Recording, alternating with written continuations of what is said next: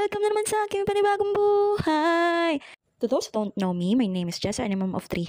Patuloy nating ipinagdiriwang ang masigla at makulay na araw ng Napindan.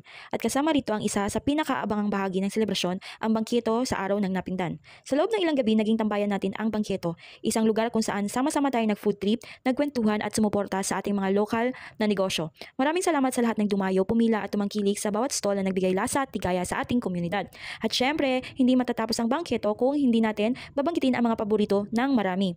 Nandyan ang barbecue, na laging nauubos bago pa matapos ang gabi, ang shawarma na punong-puno ng lasa, ang siomai na perfect pang quick bite at syempre ang patok na smoking balls na kinagigiliwan ng mga kabataan ngayon.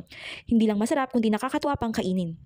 Hindi rin mawawala ang buko juice na perfect pampalamig habang umiikot sa event. At para sa mga mahilig sa international flavors, sulit na sulit din ang mga Korean food. Mula sa spicy dishes hanggang sa mga savory specialties na talagang kinagigiliwan ng lahat.